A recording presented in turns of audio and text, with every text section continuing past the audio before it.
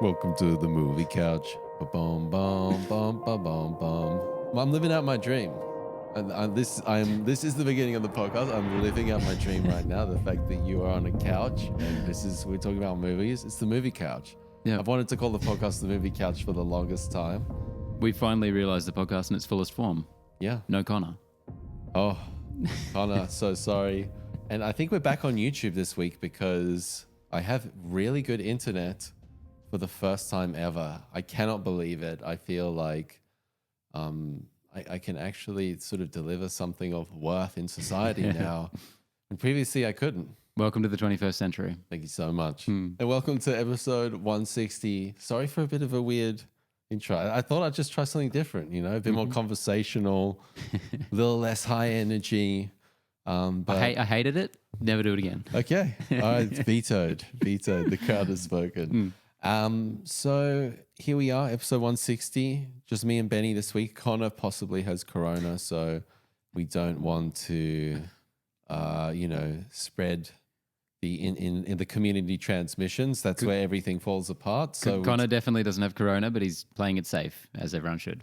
Yes, and it's a great example he's upholding. Absolutely. And we're obviously far away from each other, and I think even with this wide angle lens that we're on with the Mevo, we look like about 20 meters away from each other. I can't hear anything you're saying. I'm just waiting for when you stop speaking. Okay. So no real movie news this week, and that's kind of 2020 in a nutshell. Our whole movie news podcast has fallen apart, but luckily we have Movie Book Club later on for Benny's pick, Tangerine, which I'm super excited to talk about, and question of the week as supplied by Movie Book Club. We've cracked 150 members. Woo woo. And that's just fantastic. Go Movie Book Club. You Thanks, guys everybody. all rock. And yeah, just an amazing place. And we're keen to get the crowd involved with Movie Book Club selections of films. So stay tuned for that. We're rolling that out pretty soon. But let's catch up on what everyone's been watching.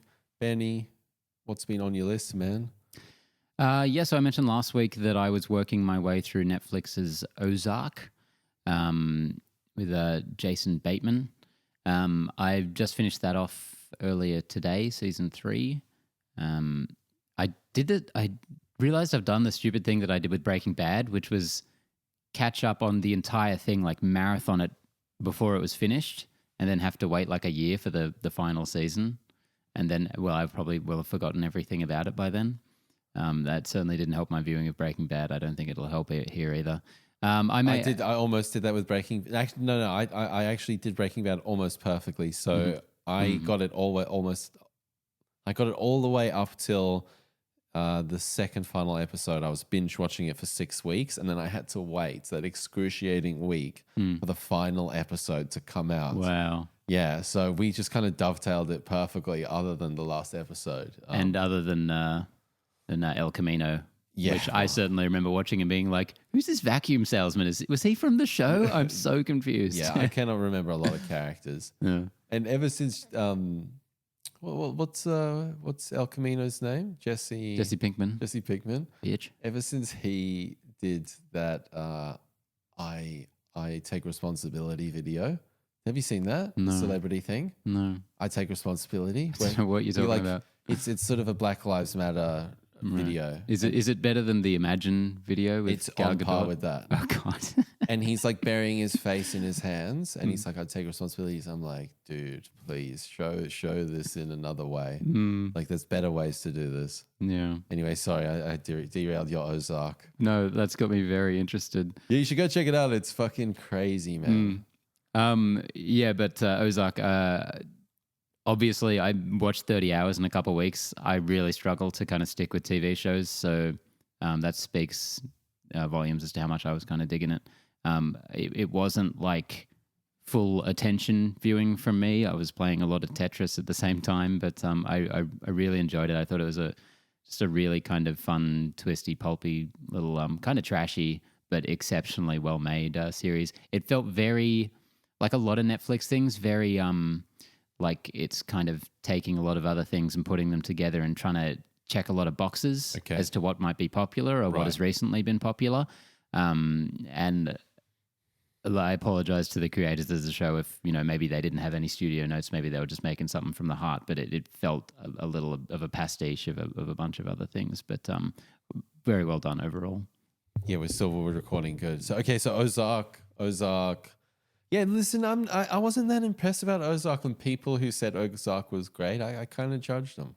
Look, if I had been coming into Ozark expecting it to be great, Yeah. I maybe would have been less receptive to it. It was more just, it clearly had a presence in the public consciousness when that third season came out. I saw just a lot of people talking about it, so I'm like, I'll give it a go. Jason Bateman is a very impressive individual, though. Like, he's really cool, and his direction on this series, and also another series I watched last year, The Imposter, I think it was called, Stephen King adaptation. He's doing a lot of directing on them, and I think he's doing a fantastic job. Ozark especially has a very Christopher Nolan, David Fincher vibe in its direction, at the very least. And I'm hoping he does a feature soon, because I think he's got it in him. yeah, I listen. He knows comedy, and he definitely knows how to build anxiety. That first episode, there was a lot of tension, and I was impressed by that. And he knows how to play one character in everything he does. Jason Bateman. Jason Bateman. So I would like to see him branch out. But everyone likes that Creatively. Yeah, know? but I would really like to, I think There his was that movie, The directing is a bit Boss, stronger. that Yeah. he was quite different in, I felt. Well, see, that was a really great one. That was a Joel Edgerton film. I thought he used his well-known type to kind of subvert what you expected the movie to be about. He kind of played against type by playing type, sort of, if that makes any sense. That was a good movie. Yeah, I really enjoyed that, and I don't really see people talking about it that much. Check it out if you haven't seen it. Since we've only got two people here, it's a very manageable number. Do you want to go back and forth on this stuff? Yeah, so I watched Deja Vu. Oh, yeah. Denzel Washington. Yeah, and I've been for a while feeling like I want to go visit some of those like classic Blu-rays that everyone had, like those like 2006 like 2011 films that everyone had a copy of. The JB Hi-Fi 2 for $20. Yeah, totally. So Deja Vu was such an interesting experience. Is this a time travel movie? Yes. So Denzel Washington, it's set in Louisiana. I think. Jeez, I hope so. Anyway, listen, regardless, it's what I think is so interesting about it is Tony Scott has this type of direction where he's got all these cameras going on sets. Yeah. Like there's like 9 cameras simultaneously filming these conversations and stuff, and they're all kind of zooming in and moving around and creating this sort of kinetic energy. And he's doing 3-4 takes of these scenes, and then in the edit bay, that's where he's creating a lot of the tension with. I was basically, I said to my wife, Ash, as we were watching it, like, oh, look, he's cutting at the end of every line. So character would say a line or a sentence, cut. And Denzel would say, 4 lines, cut at the end of each sentence. He has this very kinetic, spiraling energy, and I absolutely love it. And I feel like I've just done a video clip for my band, and it's got a little horror sort of angle on it, and I'll definitely post it in Movie Book Club once it's all said and done. But Yeah. I feel like my style is very like that Tony Scott. Like I love that handheld style. I like taking sort of an in the moment feeling and bringing it into the edit bay and playing with it in post. So I really enjoy his style. So from that filmmaking aspect, I just really love this film. What was really interesting though was something that I noticed not only about myself, but the film was something that I've never noticed before about the film was Denzel Washington and the guy who plays in Daredevil, the TV series, Bucky, what's his name? The Foggy? Oh, Foggy Nelson. Foggy. He's one of the tech guys, and this other dude. So those three, these guys are gawking at Paula Patton through this time travel, this 4.5 day window that they can see and move around. They're gawking at this woman like getting undressed and stuff, and like it was number one so interesting that hey, I've never noticed before, and I'm noticing it now. Things are changing. Like I'm looking at this through a different lens because we're at a different time culturally. And number two, like some of this stuff was like almost cartoonish. Like these guys almost like, snap out of it, dude. Like he's like his jaws on the floor like a cartoon Howling at the character. moon, yeah. And it's amazing and it's encouraging to think that I think we've come far, and that was 2006, and I hope there's a lot of cracks in society, deeply rooted cracks in society, but I hope that some areas we have seen improvement, and I think the fact that I'm scrutinizing that and noticing that when previously I haven't seen this film for probably 5-10 years. I think that's something that I noticed. Totally. I mean, that progress is always slowly moving forward. I think that's us getting older, being able to notice it happening within our own lifetimes. So that was an interesting thing, and I felt sad about Tony Scott. I did a bit of research on him and his suicide. I think like I really enjoy his films, and I kind of want to go back to his old ones because I haven't seen. I haven't seen Days of Thunder properly in the longest time. I haven't seen, even Top Gun. I probably need to go back and watch that. It's been the longest time. That's a good time. Didn't you watch it at the cinema? I saw it in 3D at the cinema. That's the first time I'd seen it. 3D, wow. I really enjoyed that movie. It's kind of a camp masterpiece.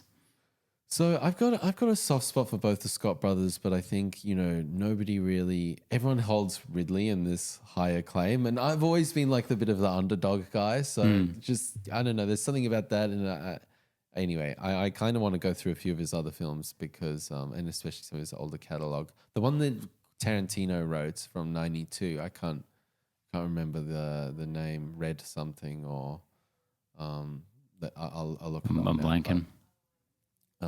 But yeah, that's basically all I watched this week. Was Deja Vu any good as a movie? Because I think I've seen it. I don't remember anything. It's amazing how slow. Like it's amazing how filmmaking has changed. Like literally, Denzel Washington is walking around, looking at shit, and like zoomy. Like goes meets with these guys, says some badass shit, goes meets these guys. I'm gonna solve this shit. Like it's 40 minutes or something before something really big, and they're just staring through this window for half the movie. Like it would be a very different type of film these days, I believe. It probably it wouldn't have been considered slow paced back then, I'm sure. Yeah, like I remember that feeling like an action-packed thrill ride, but there's like one action sequence in it really, which is when he's driving the car and he's got the helmet on and he sees half real life, half in the past. That sounds interesting. Yeah, it's a good time, man. Like for a sci-fi geek as well, who's maybe going to be a bit more passing of some things. It's a good time, but it doesn't feel sci-fi. It feels very like Tony Scott CSI Miami with some sci-fi elements. It's really funny the changes you notice in the more mainstream movies. I remember watching Batman '89 at the cinema. I think it was last year, and my friend who came with me, never seen it before. He's a bit younger than me. He fell asleep in it. Yeah. It feels like it's paced like an art film compared to anything in the MCU. It's just so slow. I was kind of struggling to get through it. Yeah, that's what I love, the language of film, and you can get these sort of groups of films. It's like, okay, that's a cluster from that time. And obviously there was a thought and a feeling going through then that was perpetuating through many different people. And then that changes and ebbs and flows and through technology as well. And that's, I think, why else I've loved film is like even watching those old Blade Runner, like making of like Douglas Turnbull making those things like, how did he come up with that shit? What was he going? Who are these people that he was hanging out with to be? What was going on with that movement and these movements and these sort of moments in time that happen? And I love that. And I think that's so interesting. It's good. I think we'll be talking about a few paradigm shifts with Movie Book Club this week as well. Yeah, dude. What else did I watch? I caught up on. Over the past few weeks, I've caught up on the last 3 seasons of Broad City. Which I hadn't seen before. This sitcom, New York set. I've definitely heard the name, but you know me with sitcoms. Yeah, not your thing, certainly. But it's basically, it's like if Two Broke Girls was good. It's just 2 girls who are friends in New York City. very simple premise, hilariously fun and funny, and extremely modern. I'm sorry that I've finished it now. I also went back to the cinema for the first time yesterday. Wow. I watched The Assistant, directed by Kitty Green. Now, this movie actually, one of the reasons I really wanted to go see it, it stars Julia Garner from Ozark. She's one of the main draws of Ozark, and I wanted to see her in a different context because I've been really enjoying her in that show. And about half an hour into the movie, I realized what it actually was and where I'd heard of it before, because I had no idea going in. I just knew it was meant to be pretty decent. Basically, this is the first movie out of the gate about the Harvey Weinstein scandal. And what it does is... I know the one. Doesn't mention him, doesn't show him on screen. There is an ominous character looming over the entire film, referred only to as him or he. And it's basically about one of his very young assistants in the office one day in her job after she's been working there for like 6 weeks or something. It was really, really fantastic. And it's kind of about, from what I've heard, it's about her almost humanizing the sort of coercion of being involved with that. Yeah, well, it's not about Weinstein. It's about the system that self-perpetuates and kind of allows these things to happen. It's about how Hollywood had this open secret that everyone knew, and everyone knew everyone knew, and it was able to just happen for so long. Yeah, crazy. I really think this movie is so well worth a watch. It was such a great reintroduction after what I realized yesterday was the longest period in my adult life that I had not been to a cinema. Very true. Yeah, and it was... Did you sort of breathe in that cockroach-ridden air that hadn't been aired out for 4 months? Yeah, it was beautiful. Absolutely lovely. But did you, obviously you sort of, this is the first time in a while, but did you notice like, wow, the sound is really pumping, or wow, the visuals are really in my face? Did you really, were you hyper aware that you were in a cinema in this particular instance, being it was that 4-month break? Honestly, I think I slipped right back into it. Cool. It was a shame. Honestly, I would have liked to appreciate it more as like this kind of momentous thing, but it was no, it was mostly just like back home. I'm here. Yeah. I've heard that film is kind of a bit of a fly on the wall. Yes. Kind of feeling. Yes, it's an extreme slow burn. It actually kind of reminded me of the films of Osgood Perkins, one of my favorite horror directors, who makes Casper, please do not disconnect anything. Oh, got some cat interference. All right, he made it. In that it's not obviously technically a horror movie, but it is such a slow burn sense of helplessness, kind of choking the entire film, that it really reminded me of The Black Coat's Daughter or I Am the Pretty Thing That Lives in the House, in certain ways, and also beautifully shot, another thing it has in common.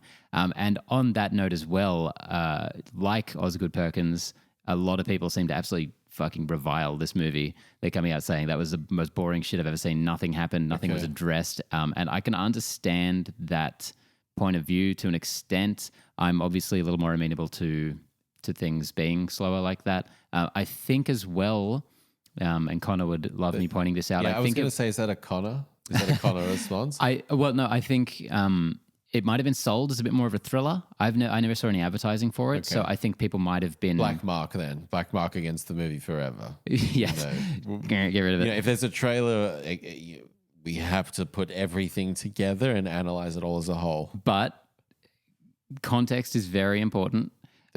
So if you are going in expecting something a bit more like that, I can understand why you'd be disappointed. I wasn't going in with any expectations whatsoever, so I was kind of blown away. And I'll stop talking about this movie because I think we're going to be talking about it very soon on our half-yearly best of the year list. Oh, good. I think something maybe I didn't watch, but I listened to was the King cast, something that you got me on, which is for Stephen King nuts, Mike Flanagan on this week, the patron saint of the podcast. What a guy, and what a down-to-earth, regular feeling dude. Like, I just felt like I knew this guy. I was like, let's go get a beer, man, and can you just tell me everything that you know, and me be like 1/8 1/8 of 1/8 good as you. And he was like, "Who are you? Get away from me." Yeah. Yeah, as if I didn't already love him enough. I just watched Doctor Sleep a couple of weeks ago. I mentioned on the pod, loved it as much as ever. But yeah, hearing him talk, I'd never really heard him talk before. Me and neither. he is just so laid back and so casual. It's hard to believe he's this guy who's just pumped out film after film after film and just keeps getting better at his craft. And he told that wonderful story at the end of the podcast about being on a flight with Goldie Hawn and Kurt Russell and just the arse he made out of himself. And it just made me love him even more. I actually don't think. I think I've still. Maybe I've got a bit more to go. Then maybe I haven't finished it. Well, that's what I especially loved about him is it felt like a 2-hour podcast or something. I love when professionals or famous people go on podcasts and it feels like they just never want to stop talking, because it seemed like they were trying to wrap the show up. Not they wanted him to go away or anything, but he just kept going. It seemed like they could have gone for an hour more. I loved him talking about Gerald's game because I don't necessarily. I mean, I just went on that on your recommend, right? So I don't know anything about the source material. And hey, Casper, stop doing that with the bowl. What are you doing? To hear that's such an unfilmable book makes it all that more impressive because it feels so effortless. You're like, Yeah. hey, there's this character, there's that character, there's a ghost, there's a vision aspect to it. But obviously, like translating that, there could have been a lot of different ways. The craziest part of this, like I last year started a little video production company and we just did a pretty big job, and it was a 2-day job. And it's like, you've got to prepare for these things, and same with, like, and extrapolate that times 1,000 to what these guys have to do for a feature film like Gerald's Game. But then to hear the story that Mike Flanagan had got an actress and the actor had gotten the wrong script and read a different version of Gerald's Game, because there'd obviously been so many different interpretations of these Stephen King books. To them be in conversation talking about this role and only realize like a week out from shooting that they weren't on the same page, that's mind-blowing. Yeah, and then he was left without a lead actress a week before the production. And she didn't want to continue. Yeah, it's kind of encouraging to hear that these fuck-ups happen at every level. Oh, yeah, it's like humans, we're everyone makes it look so effortless, but the pain and suffering that has to go in must be just arduous. So I just think he was very good with the anecdotal stories, plus also a little bit of a window into the creative mind of Mike Flanagan.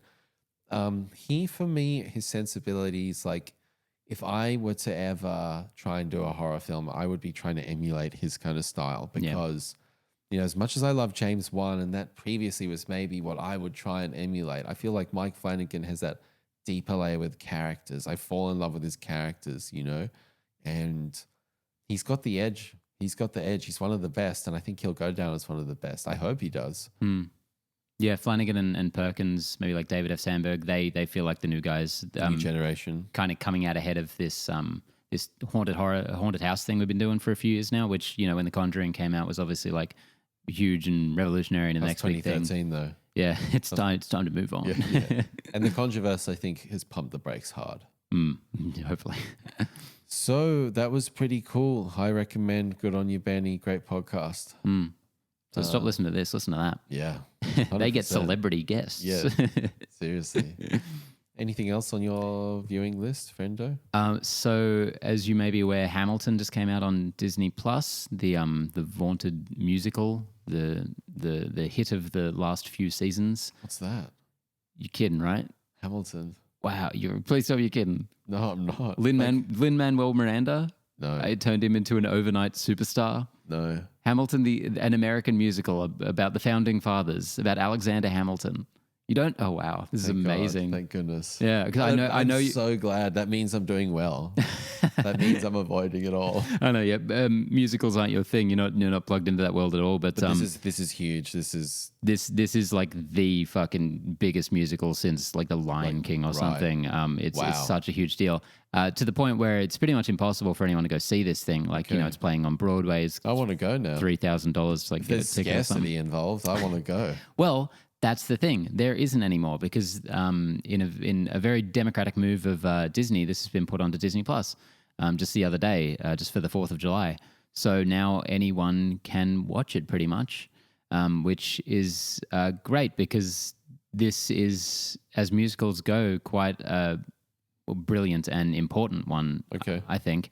Okay. I actually haven't watched it yet. I'm going to watch it at a friend's house to really abuse his sound system. Yep. But I have been listening to it in preparation because it's kind of a hip hop rap musical. Right. And I just want to kind of get acquainted with it so I can follow it a bit more easily, maybe do a bit of background research on the actual politics of the situation. So it's a new musical. It's not sort of 2015, I think. Okay, right. Yeah.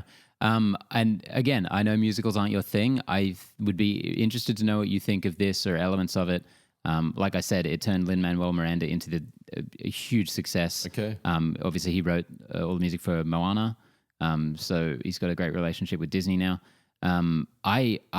It's phenomenal. The praise doesn't do it justice. Just listening to it, it is so amazingly well put together. It honors, because the basic premise is it's about the founding fathers, but the entire cast is black or people of color, and so it's kind of recontextualizing things or putting a different spin on history.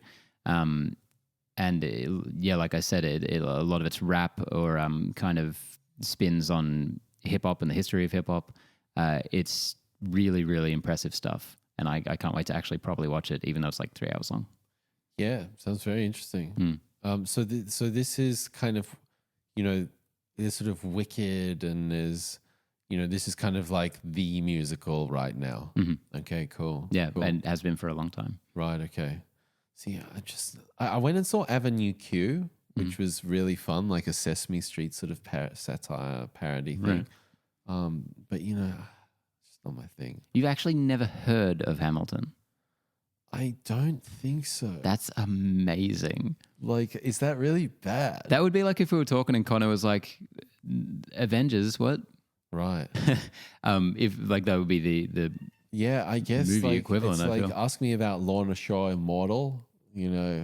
I'll tell you all about it. I'll tell you about all the drama, all the beef. Now I don't know what you're talking about. See, exactly. So I just live in this weird bubble. We've all got our blind spots. It's not a criticism. I find it fascinating. I'm when somebody's talking about a musical, I kind of pay attention because the theatrics and stuff. I saw Phantom of the Opera at the Lyric Theatre in Sydney, and it was one of the most. I got chills. I really enjoyed that, but that had the dark edge to it that I think was very appealing. So hey, listen, it sounds interesting. Maybe I'm going to use some movie book club picks one day to see if I can convert you. I think something. that'd be good, man. I'm ready for that. Question of the week, because we don't have. Oh no, do you have anything? Sorry. No, that's okay. I think I'm done, but unless just to make sure I didn't. Oh, I saw Mad Max Fury Road on the big screen. Oh, nice. I've talked endlessly about that, so still fucking amazing. Which cinema at the Ritz? Number 1. Oh, dude. It was a Blu-ray, so it wasn't the best copy, but so Blu-ray looked pretty good up there, right?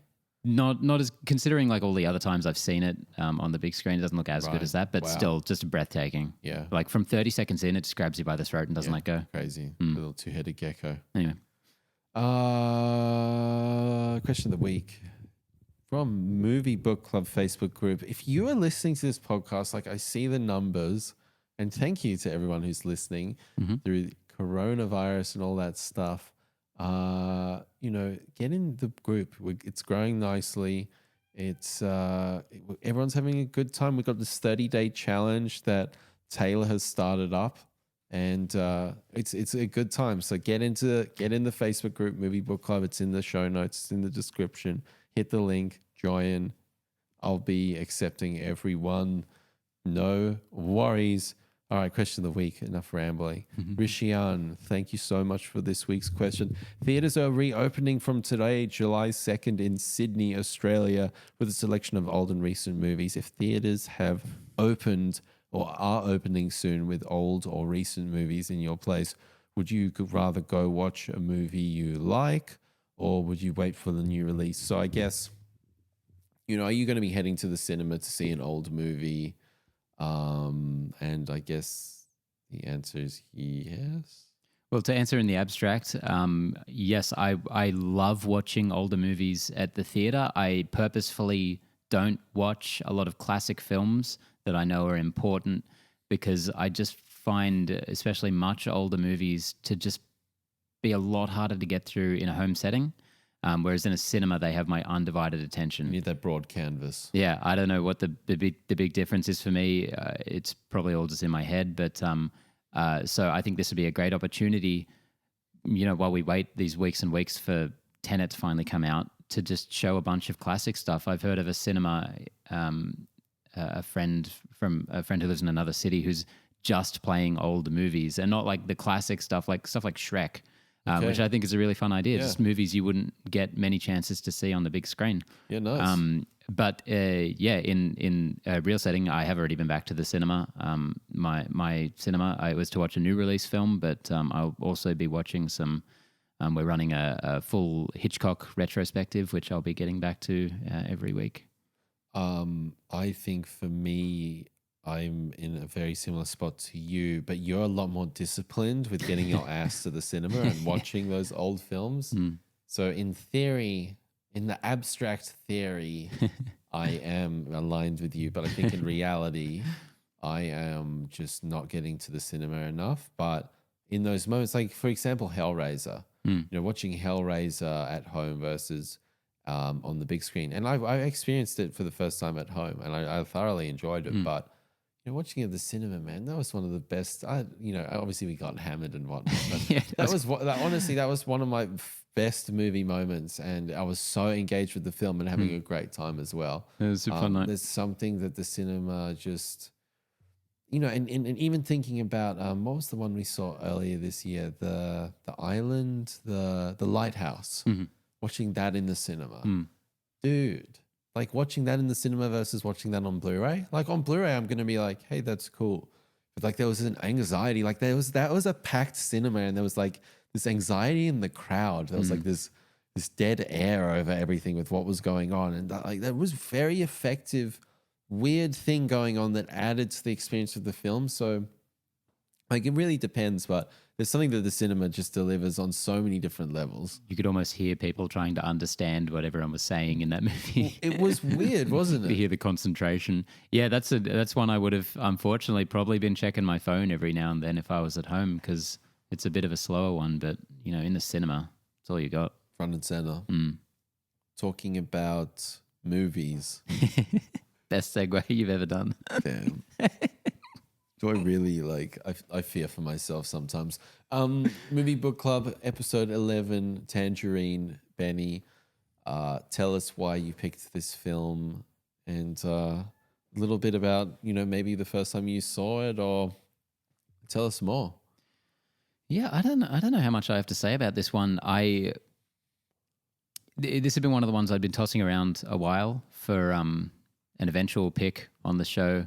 I think I'd forgotten to really lock something in the day that we actually recorded last week. So I'm like, all right, just go to one of the go-tos.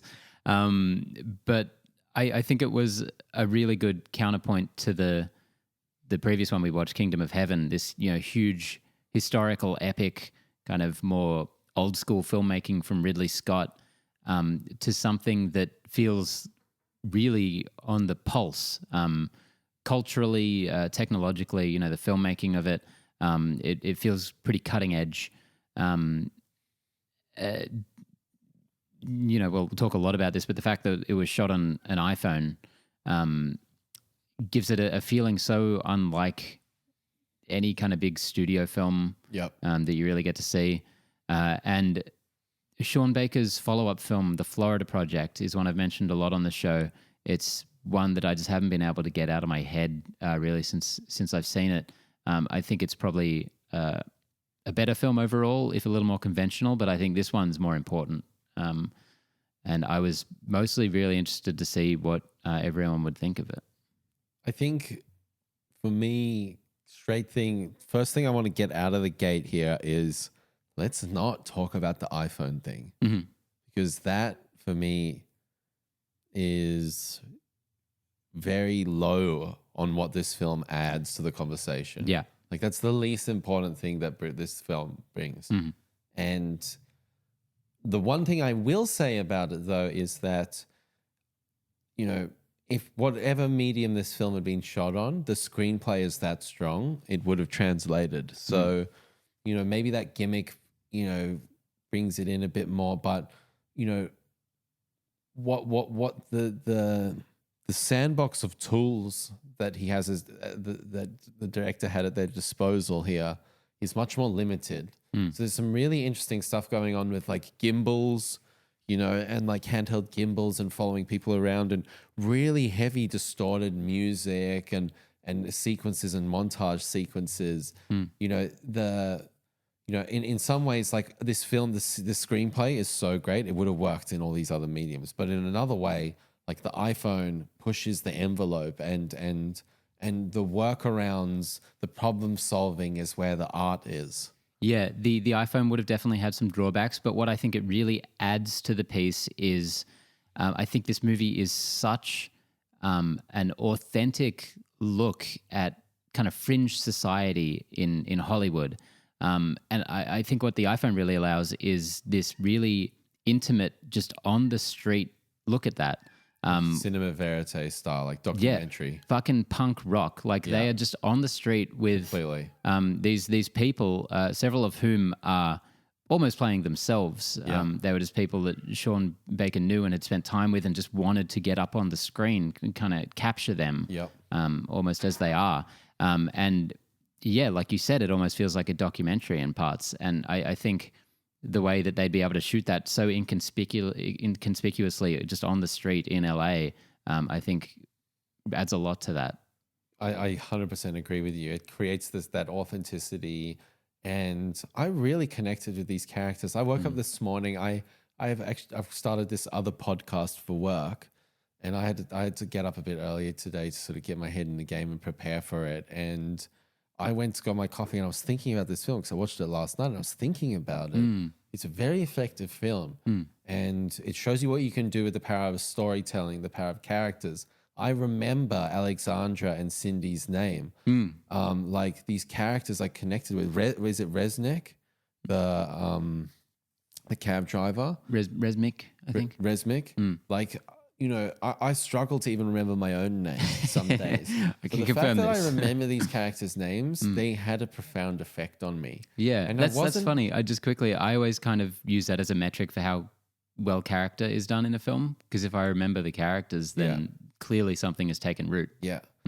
And, this film wasn't sort of saying, hey, respect trans people or something. Issues and rights and social yada yada. justice. It's like, hey, these are some people with lives, and they are on paper. Some people will criticize the decisions they've made in their life, but you feel this connection to these people, and like it's a very humanizing film, and it's a very beautiful film, and I think I was very, very affected by it. Yeah, good. I'm really glad to hear that, because I think that is human is the word I would most use to describe this movie, because like I said, it's fringe society. It's like the underground of society, and it's quite seedy, a lot of it. But you have these people who traditionally, especially in film, are used. They are played by non-trans actors in very award-baity movies that are often rewarded for just that, for the transformations these actors go through. And I think this movie is a fantastic reason in the direction of casting with some authenticity. Yep. Now, this is an issue I don't have really steadfast feelings on. It's getting talked a lot about these days. I think it's complex, and I think there's some nuance to be had with it. But what this movie does is show you these humans. Like, this doesn't feel like a big showy performance. These are people, and I feel like that is so much more important and effective than having Jared Leto create this. He does a great performance in what's that film called with Matthew McConaughey? But Heroin Dallas Diaries. Buyers Club. Yeah, it may as well be. But but it's kind of a caricature in a lot of ways. Definitely. Whereas watching Award baity is the word, 100%. that's it. Yeah, they're going for the awards, and this movie got no recognition in that department. And fuck it, it doesn't need it. Like fuck it. like how horror never gets awarded. This movie is punk. Yeah. And it's dirty and it's ugly and it's doing whatever the fuck it wants. You know, and these characters are so brilliant, I feel.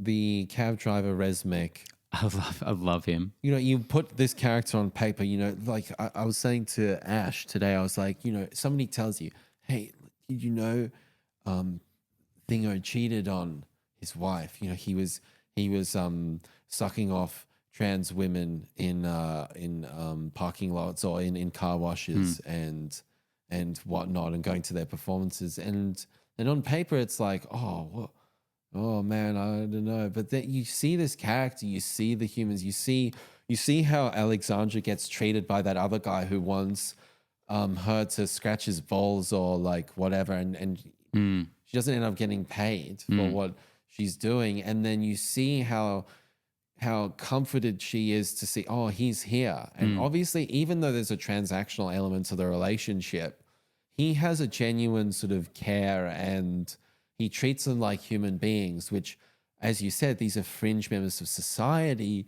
You know, oftentimes their rights are not considered. And I think that this film adds so much more nuance to the conversation on like, what is going on with these people? What's the bird's eye view here? Like we can scrutinize all these elements, but context is everything. And I'm not saying what he's doing is right. I'm not saying, okay, like go cheat on your wife and stuff. And like, I'm not ever going to judge anyone what the fuck they do. Like at the end of the day, what I come to is like, I don't give a shit what you do with your life. Just don't, as long as you're not hurting anybody, like that's it. So, you know, like whether he cheats on his wife or not, I'm not there to judge. You know, that's neither here nor there. But you know, the humanization, the complexity here, it's really just so satisfying. And and I was just, you can see, I feel like I hope I'm giving off how much I'm just enjoying the experience of this film. Yeah, you're clearly Before very and after. enthused, which I love because, yeah, like you said, this movie isn't concerned with moralizing or preaching. It's showing how complex people and life are and is. Yeah. Like it's the anti-Hollywood movie. It's like it's set in LA, but it's like this is actually how shit goes down. This is the shit you don't see under the sheen. This is the stuff they don't want to talk about. I love that Resmik's mother-in-law says something that it's Hollywood's just, you know, garbage dressed up to look nice. And I honestly, that's kind of the impression I got in LA. A lot of it's really gross and feels very fake. Yeah. And it's Lots of palm trees and concrete. Yeah, and it's so cool to see something so authentic come out of there. And I think, not to harp on about the iPhone element of it, but it almost feels like when someone goes to North Korea with a spy cam or something and like gets like we got something real out of there. Yeah. Which I really love. This movie is so beautiful. The colors in it are unbelievable.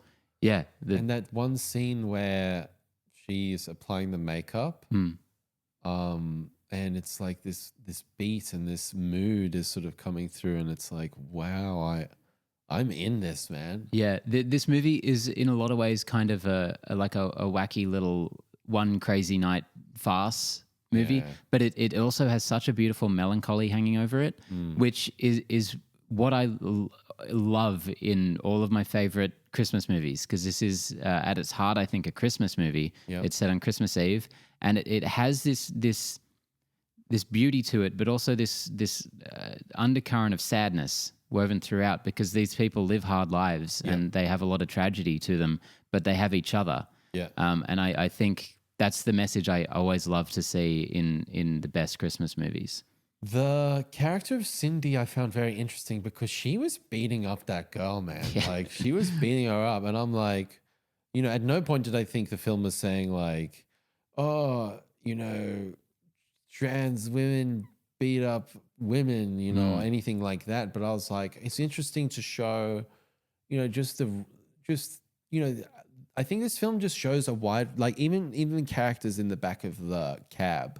There's elements of like, here's a lot of different people from all walks of life. Oh my God, that Cherokee guy early on, he was heartbreaking. Yeah. He looked like he was going to die in there. Yeah. That was such a beautiful, just little, it feels like for this movie, maybe they just shot like a whole shitload of stuff. Yeah. And just found And a the few guy's good things throwing struck in like up. that. Yeah. And going back to Resnick, like, you know, a character that you empathize with and you feel sorry for, and like the fact that he's getting humiliated for these things, you feel it's just so morally wrong. But like those guys are throwing up in his cab and he's dragging them along concrete and stuff, and like he's fucking them up. He's pissed. Yeah. So you know, like you know, but you do, and I think that's the power of the script. I think that's the power of the storytelling here. Anyway, going back to Cindy, like beating up on that girl, like. You know, it's interesting to sort of think about that character and what the director was sort of saying with that story, because I found that was one of the most interesting elements of it. What's actually going on here, and can we sort of unpack this? But I thought that where was I going with this? Yeah, just the Cindy character and how it all ended up with Alexandra, with the laundry in the laundromat, and like there was no real resolution here. There was like life goes on, and I think not everyone likes that kind of type of film, but I tend to really, as the older I get, the more I love that type of film. Yeah, it's been a while since I'd first seen this. I had in my mind, honestly, a much happier ending, just the feeling of it. Because I think that last moment is so touching and so beautiful between Alexandra and Cindy. Yeah. But watching it again, the third act or the second act low point, I had to pause there to go answer the door, and I noticed there were 10 minutes left in the movie. I'm like, oh wow. Either this movie wraps things up a lot quicker than I remember, or we're not getting the resolution, all of these things resolved, and we really don't. Yeah. It's very sad and bittersweet for everybody, everybody. Really a sharp, blunt ending. Yeah. But powerful and it has that hope. It has that beautiful moment between two friends. Yeah, like you can make it work. You can get by. Yeah, again, I don't think there's really a message here. There's not like, hey, you can make it through every, you can have sex with your best friend's partner and still be their best friend. There's no message like that there. There's like, here's a single night and try and be more empathetic with what's going on with people, because you never know what's going on behind closed doors. That's the thing, I guess, that if there is a message, it's like everyone has a story and it's probably a lot bigger and weirder than you know. And,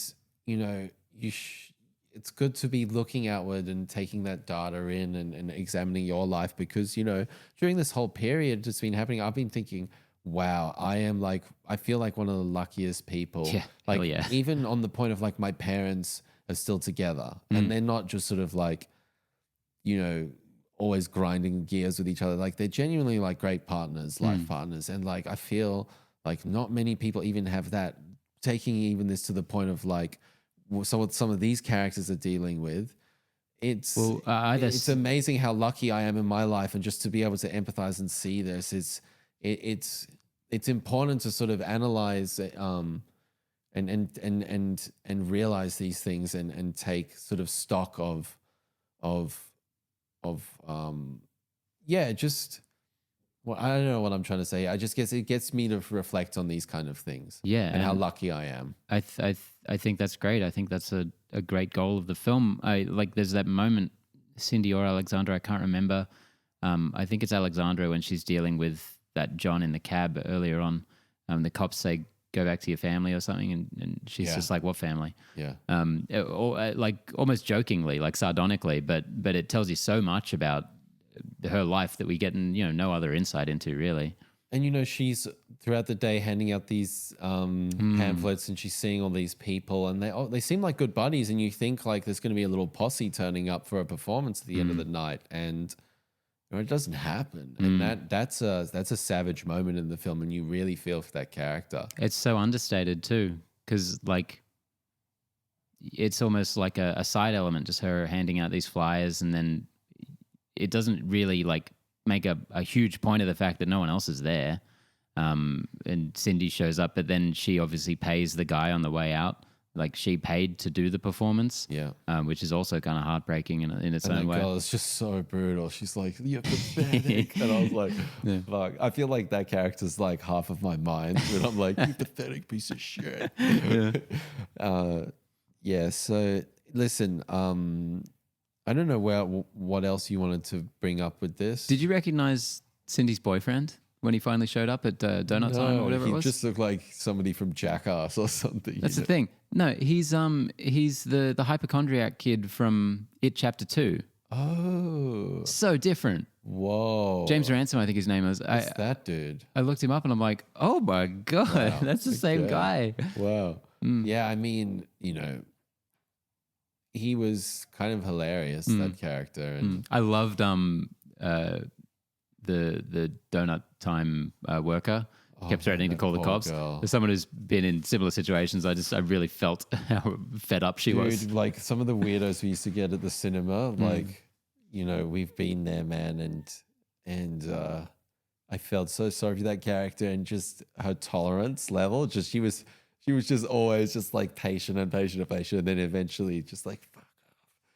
Very, very, and that's where these Hollywood films, they think like, this is the really serious bit. There's like little nuances and little funny elements and little just human quirks to this film that adds variety, and I think is why it feels human. It's like it's not just dour the whole time. There's some really funny stuff. Like some of the stuff with Cindy like running around crazy, like I'm like, I don't even know what she's saying, and this is hilarious, and I'm enjoying this, and like what's going on. Like there's a lot of different things going on. I really think I'm very keen to see the Florida Project, to see where, this director, the Movie Book Club has made me, I need to watch Synecdoche or whatever that one's called. And I need to watch the Florida Projects, because those two pieces I've really, really connected with. And it's been so enjoyable to be doing this podcast. Like I'm having a great time with it. And Tangerine, it's a high recommend. I've loved it. And it's an important film. Hell yeah. Well, I'm so happy that I've had some part in you seeing something that you really enjoyed, because that's the whole reason I wanted to do this. Seriously, man. So, I mean, is there any kind of wrap up or was there anything else that we haven't really talked about the music, but the music is incredible. Yeah, really cool. Incredible. Really keeps everything moving, and it gives it such an identity. Very kinetic style with like some of the, as I was saying earlier, the what's it called? The gimbal, the iPhone on the gimbal, the sort of floaty thing that filmmakers use, and the spinning and whatnot. It's very, very well done, and again, playing to its strengths. Yeah, well, I guess if we're wrapping up, I'll say, what I really love about this movie is, unlike so many queer or LGBT films, it's not some massive tragedy that's just playing to the masses, or especially playing to audiences who have no part of that world, no idea about that world, just getting this little prescribed window into it that they can clap at and maybe feel better about themselves for liking some characters or something. It's presenting complex people to elicit complex reactions, I think.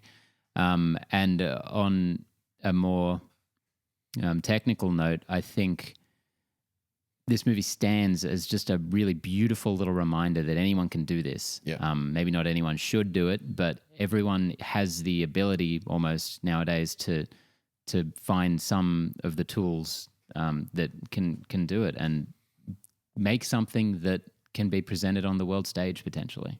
I completely agree. It's massively inspiring. It made me feel like I need to do something. I need to get off my ass. Yeah. We've got the video clip. The band video clip was definitely fun, but that was very run and gun. And just to think about the work and effort and thought put in here, there's a lot of love in here. There's a lot of care. I don't think, as you've said, everyone's got these topics right. And not that I can actually be the one to say whether one LGBT film gets it right or not, because I support that community fully, but I'm not in that community, right? I guess what I'm trying to say is this felt like a more wasn't like a sympathetic, drab story. It was like, these are cool characters, and I'd like to hang out with these people, and they're real and they're 3D, and yeah, I can't say enough. Like, this has been swirling around in my head all day, and I just think all those elements, all that stuff I mentioned in this is just so fantastic, and I'm gonna probably keep thinking about it for the next few days. And I'm very keen for Florida Project. Hell yeah. I want to rewatch that again soon. So I guess that's that wrapped up episode 12 next week. What are we watching? So I was supposed to choose this last time on my round, but Into Darkness came through, and we had a few duds. You know, we had the Kingdom of Heaven. You know, Just kidding. And it's amazing how, you know, this film Tangerine was 100,000 budget. I mean, crazy. But I wanted to do a Spanish horror film called Julia's Eyes. Cool. Have you seen this one? I have not seen it. I know the name. So it was produced by Guillermo del Toro. Of course. And it was kind of around that orphanage time, just after Pan's Labyrinth, when del Toro was just the man. And this is one that I don't feel a lot of people talk about, but it is so well shot and the concept is really cool. So hopefully everyone finds it. I've got a version on Blu-ray, so if anyone needs it, send me an email, 123fakestreet@gmail.com, and I'll post it to you. But yeah, hopefully everyone enjoys this one. I'm pumped to talk about it. I'm really keen. This is one that's I think I have had on my list for a while, probably from you. And for whatever reason, I haven't seen it yet, but I'm always so keen to watch a horror movie, especially one that you recommend, because I think we're on a very similar wavelength when it comes to that. I hope you enjoy this one, man. I'm pumped. Cool. So another episode done. Connor will be back next week. Possibly. We're praying. Hopefully you didn't get corona. You never know. Thanks a lot, Benny. Great pick this week. Thank you, George. Thank you. See you then. See you soon. Peace. Bye-bye.